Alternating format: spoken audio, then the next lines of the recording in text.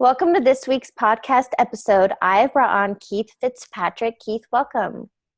Hey, Heather. Thanks for having me on the show. Give the listeners a background. Where do you live and what do you do? Yeah, I live in Nashville, Tennessee, and I've been a professional hip hop choreographer and dancer for about 20 years. And I also do Uber on the side, which is how we met. Right. So a few weeks ago, I was in Nashville for a bachelorette party. I think we got in on a Thursday morning, and Keith picked my girlfriend and I up from the airport. And I just started asking questions, and I love your story and the obstacles you've overcome. And so I was like, Keith, please be on my podcast, which is where we're at today. It was no problem. It was great. So, and what you shared with me, I mean, a lot of different things, but I'll let you kind of go into detail what you would like to share. But, you know, when you kind of got to that rock bottom and the things you've been through and then where you're at today. Yeah, we were just talking and somehow we got into my part of my little life story. But yeah, it was a hard time for me. I had gone through a divorce and I didn't have a family that I was speaking with at the time. So I ended up being homeless for about 3 years, close to 3 years. And I was living in a car. I had an old 1995 Integra, and it was a pretty broken down thing. I was always working on it and fixing it, but I ended up sleeping in the Walmart parking lot for a long time, and I didn't really know how I was going to get out of that situation, how I was going to get to a point where I would be comfortable again, because I don't know if anyone of your listeners have ever lived in a car, but living in a car can be very difficult, especially in the summertime and in the wintertime. So it got to a point where I literally had to have a conversation with myself and change my whole mindset. It's like the thing on your wall in your background, and it's all about mindset. And then it's really true. So one day while I was, one night, because I would just sleep in the car at night. I was busy during the day. Nobody knew I was homeless, but because I didn't carry myself like I was going through what I was going through. But one night I just sat down with myself and I said, look, either you're going to change your entire mindset and the way you think about things in general, or you're going to be living in this car for the rest of your life. So what do you want to do? And I actually got to a point where I would say that to myself every night. What are you going to do? How are you going to fix this? What are you going to do? How are you going to change the way you think? So I literally went through a process where I had to redefine my life, the things that were important, and how I was going to get from where I was to where I wanted to be. Well, and things I've heard some other stories at other events and through people I know that they're homeless. And I always have thought, how the hell do you go from thriving and things to homeless? I mean, you didn't have a friend to reach out to, family, like nobody to help? Excuse me. I had friends, but honestly, I looked at the situation like it was a test from the universe. It was my test. It was my task.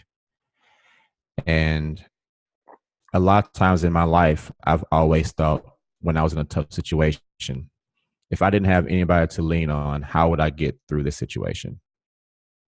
And this was by far the biggest test that I'd ever had. And instead of me trying to reach out to people and do things to have them help me fix the situation, I thought, well, this is a perfect time for me to fix it myself and figure out how I can get through this task without anyone's assistance. Because at the end of the day, if I was going to change my mindset and change my life, it was going to be completely up to me. And so one of the main things that I had to do that helped me through it was I had to accept responsibility for all the choices that I had made up to that point, because whether they were direct or indirect choices by me, or whether the circumstances were directly from me or indirectly from me, my choices were the things that led me to where I was. So I had to accept responsibility for that. Well, and I totally applaud you for doing that. But was some of it a pride thing that you didn't want people to know that you had gotten to the point literally living in your car? Um, I would say pride had a little bit to do with it, but for the most part, I thought that if I didn't allow myself to feel sorry for myself, then I would be more apt to be able to fix it. Instead of sulking and lulling myself to think, oh, I'm in this horrible place. Oh, woe is me. Instead of thinking of it that way, I thought, okay, this is just something I'm gonna have to deal with and I'm gonna have to fix. So there's no point in feeling sorry for myself. There's no point in behaving as if I'm going through this horrible thing. I'm just gonna have to be okay and be okay. And one of the things I've always told people, even on my show, is that sometimes you have to be comfortable with being uncomfortable. And so I was uncomfortable, but it got to a point where I was really comfortable with it. And it was just a process. And I think that's so big of you because so many people, come on, people love pity parties. People love getting in that victim mindset. Some people I realize do that because they get attention. So how were you able to combat the no pity party? I got here and take me through the journey of the steps you took to get out of there. Oh man, well, um, being a choreographer and a dancer and everything, I've always been, really health conscious. So one of the first things I did was I had a gym membership at Planet Fitness. So every morning I would wake up, I would wake up and go to my trunk, and I would have a little bottle of water and a wash rag and my toothbrush. And sometimes I would just wake up, wash my face, brush my teeth just outside of my car. Because after a while, you get to a point where you stop caring about what people think. Yeah. And so I would just wash my face and brush my teeth. People would drive it by and look at me. And at first, I was really ashamed. And I would hide my face in the trunk while I was doing it. And then eventually it got to the point where I just thought, it's all right. I'm good. So I would just turn around and sit in my car and brush my teeth. But then I would go to the gym every morning and work out for about an hour, shower, shave. Sometimes I had to cut my hair. I would cut my own hair in the bathroom at the Planet Fitness. And then I would get out and start my day. There would be times where I would have a duffel bag with my week's clothes, my workout clothes and my dancing clothes when I was teaching the choreographing. But a lot of times I would keep that duffel bag of clothes and I would keep a really nice set of clothes. Like I dress up a lot. Like when I met you, I was in a suit. So I would have a suit or something really nice so that I always felt like I wasn't in this bad place. I always kept myself up. I always looked nice. And so that really got me to a point where when I would see myself in the mirror, it never looked as if I was going through anything because I didn't carry myself that way. And people didn't know that I was going through it because I didn't look like I was going through anything, because I didn't carry myself as if I was going through anything. I never told anybody about it. I would still do the things I normally did. But me allowing myself to be in a mindset of I'm okay was one of the first things that really pushed me to actually being okay. So that was the first thing. The second thing was that every night I would sleep there. The Lowe's would be next to the Walmart, so it had really good Wi-Fi. So when I was in the car at night, I would put my laptop on the dashboard and I would learn about credit. So I learned how to rebuild my credit, and I went from a 470 to a 750 in about 8 months. And so, and during this entire time, I was still working. I was still doing choreography. I was still doing Uber. I was doing Amazon as well. So I was always busy. And I think that was one of the things that helped me as well, because I wasn't just sitting around sulking and thinking about my situation. I was so busy that by the time I actually got to the Walmart at night to sleep, I was dead tired. So I would just go to sleep and wake up and start the process all over again the next day. So then how long ago did all of this happen? So how long have you been back on track to where you want to be? Um, I moved into my place in Green Hills, September of 2017. Okay. But Yeah. what you shared with me, which I think is so powerful, is you had been driving through this affluent neighborhood, right? And Mm-hmm. you had your eye on this house. So tell Mm-hmm. me about that.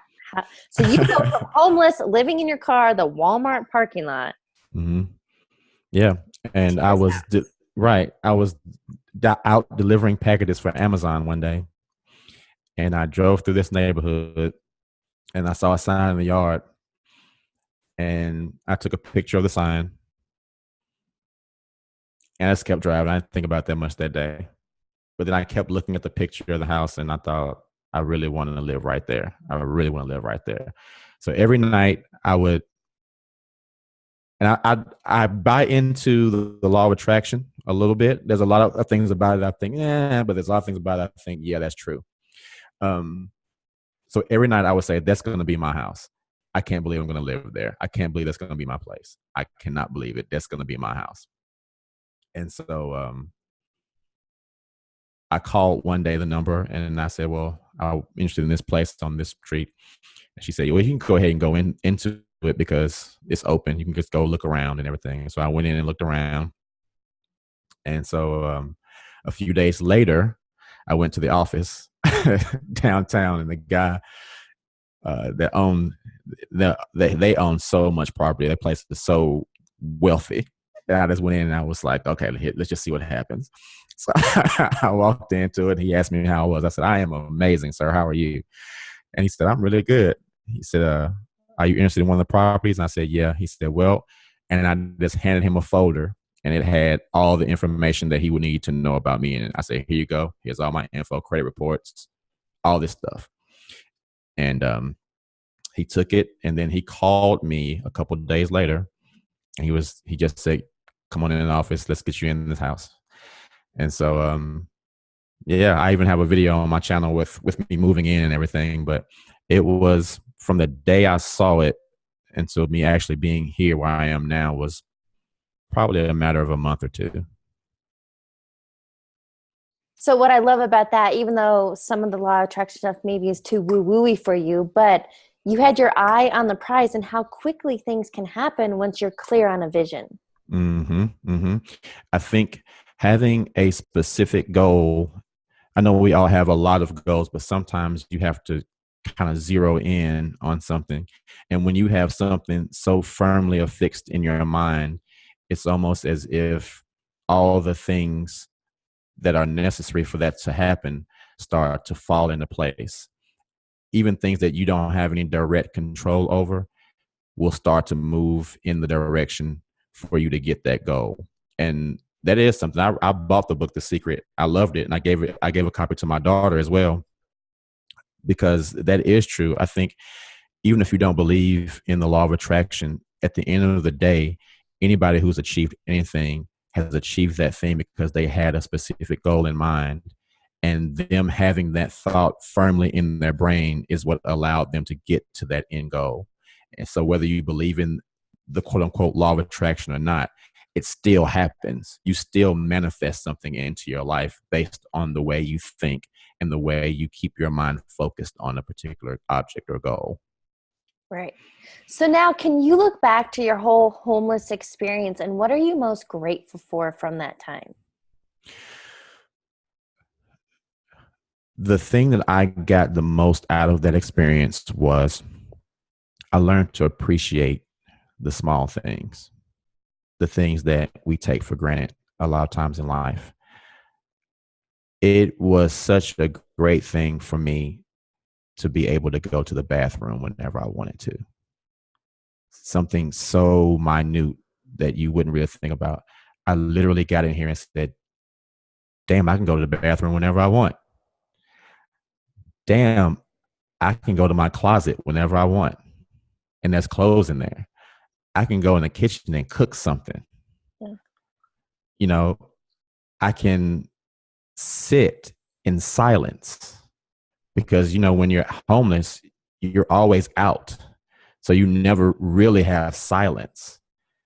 And so when I was able to sit in silence, it was huge. It was huge. I thought I can actually stretch my legs out and go to sleep. Little things like that, man. It was so big. And even now, it took a while for me to even get to the point where I was used to having a house. There are times still when I think, man, I'm in here, because you become so accustomed to the things that happen daily that you start to take things for granted. And I think that was the biggest thing that I learned from that, was just to not take things for granted anymore. And secondly, um, it showed me that no matter what happens, I could be okay. Because a lot of times people don't know how they're going to deal if something super out of the ordinary would have happened in their lives. Most people are always afraid if this happens. We're so affixed on making sure things don't go awry that we don't know what would happen if things were actually to go awry.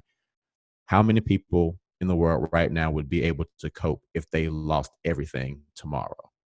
What would happen if you didn't have anybody to ask and you lost everything tomorrow?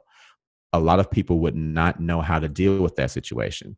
And I can honestly say, I know how to deal with that situation. I know I would be okay. It would be difficult, but I know in my heart that no matter what happens to me, I will be okay.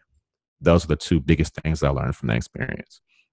Well, I think something to make it more relatable, because hopefully not everybody has to hit a rock bottom of being homeless and living in their car. So Mm-hmm. now that you've experienced it and you've gone through that, what advice would you give someone if they're going through a hard time, or things are kind of crumbling, what they can do earlier on so they don't get to that point? Well, it was one of the things I talked about on my channel as well about that is the reason I ended up in that situation was because I never had a plan. I was kind of just, you get into a system of doing things and you're just used to doing things, but I never had a plan for what I would do if those things went, if something happened. So I would always tell people, and I've told people a lot now, that you kind of need to have a plan, um, for if things start to go wrong, how can you fix that? I think the thing is sometimes, even in my own case, things can be crumbling and you don't realize it. Um, because looking back on my situation, I can see the things that were happening that were going to lead me to be in that situation, but I wasn't aware enough of those things to say, hold on, things are starting to kind of crumble. I need to stop for a minute and address these little things at a time, one at a time, so that I can get back to where I need to be. I think a lot of times when things start to crumble, people try to fix the entirety of the situation instead of trying to fix one thing at a time. Because regardless, if you're in a hole, you can't, you can't just jump all the way out of a deep hole. You have to have a ladder and you climb out one rung at a time. Or if there's no ladder, you have to climb out one step at a time. So I think going forward, I would be able to see things and I would say, okay, how can I fix this thing? Okay, that's done. How can I fix this thing? Okay, that's done. So I think one big thing is to, when things are starting to go awry like that, is to not try to fix, don't try to look at the entirety of the situation. Fix the smaller things that you can on your way to fixing all of the situation. Do you know what I mean? So what I'm thinking is, since we touched on the secret and law of attraction, I don't want people to take away, holy shit, I better come up with a plan in case everything crashes around me. I don't think that's what you're saying, but I think potentially what you're saying is, or I'll give my personal experience. Mm-hmm. So when I got to my own rock bottom of ending my engagement 2 months before the wedding, having to move out of the house we just bought, move in with my parents, like shit sucked. Mm-hmm. But had I been paying attention to my intuition all along, rather than pushing things away or thinking it was fear, I would have known earlier on I was moving in the wrong direction. Mm. And I'm not saying like I don't like to play the woulda, coulda, shoulda game. I'm very grateful for the experience that I went through, but now I know, oh, that's my intuition. Listen to those nudges. Walk away from a relationship sooner than you think. Don't sign on a house when you're questioning. It was all these things I kept ignoring. Mm-hmm. Mm-hmm. Interesting. Yeah, that happens a lot too. I think in my case, and the reason why I said I didn't have a plan or planning, because a lot of times, and I won't speak for your situation, but in my situation, I was so insistent that the situation I was in was going to be okay that looking back, had I thought, okay, well, what am I going to do if this situation doesn't work? And that's the thing when I say having a plan sometimes is a good thing, and that's how I do going forward, because I can be in a place where I think everything is great, or if I'm in a situation like in a relationship situation where everything is great, okay, that's great now, but what if things don't go well? I mean, it's the same process. I think when people have savings, you can be making a lot of money, but you have savings because you're planning in case something goes awry, I can fall back on this. Do you know what I mean? So I think it is a good idea sometimes to actually have a plan for if things don't go the way that you think they're going to go. And that's what I mean by that. I don't think I'm not saying that everyone has to have a plan for every little situation in life, but for certain situations, the larger ones, I think it's great to have a situation where you say, okay, this is great, but what if it doesn't work? What am I going to do in that situation? Yeah. I think what I'm just trying to think big picture is, yes, I think it's great to have savings account in case of a rainy day. But if you're always focused on a rainy day, or if this relationship isn't going to work, this job isn't going to work, the point is what you think about, you bring about. So if you're always worried or thinking about how it could all go wrong, eventually it's all going to go wrong because that's all you focused about. But I understand you more of a safety net, kind of just in case. Right. Okay. Right. Yeah. Right. Mm-hmm. Exactly. Got it. All right. So what I would like to do is kind of wrap up this interview with some rapid fire questions. First, what advice would you give your younger self? mm, that's a really good question. Um, I would tell my younger self to be a lot more patient, because I liked to jump into things in a lot of situations. I was very impulsive. Um, to be more patient and to listen to people's actions, not so much as their words. Because a lot of times in my dealings, I listen to what people said, even though their actions show that that wasn't what they were actually intending to do. So be more patient. Watch people's actions, not so much listen to their words. And again, I have to go back to this. Have a plan, not just for when things go wrong, but have a plan for your life in general. Have a plan for what you want to do, how you want to get there, and what you're going to do once you get there. Because I didn't have a plan, and that kind of caused me to go in a lot of different directions instead of focusing on something and going toward that.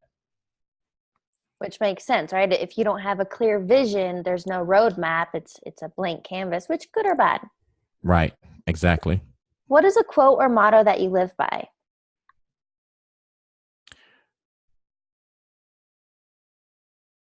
How can I put this in words? A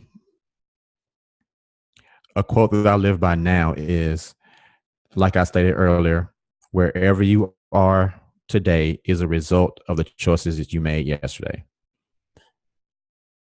Yep, that's awesome. Yeah. Final question for you. Who inspires you? Wow, that's a good question. um, I don't know if I actually have a particular person that inspires me. And this might sound haughty, and I don't mean it to sound that way. But after I went through everything that I went through and being able to get through it the way that I have, I can honestly say that I am a really big inspiration to myself because I went through that and I'm okay. And that really empowered me to, yes, have people who are inspirational, but at the end of the day, I am I am my biggest inspiration because of what I did and how I got through it. And I hope that doesn't come across as sounding really, haughty and full of myself, but it's true. I really have inspired myself, and I'm really proud of myself for what I did. I think that is so powerful actually, because so many people are their worst critic, and rather than being the biggest cheerleader, they're the hardest on themselves. So good for you that you can have gone through everything you have and now look back and be like, damn, I can conquer anything. That's right. That's right, Heather. Keith, thank you so much for joining me and sharing your story. Thank you for having me, Heather. I really appreciate it. It was super nice to meet you. That was so serendipitous for us to meet and have this conversation. So I really appreciate you having me on the show.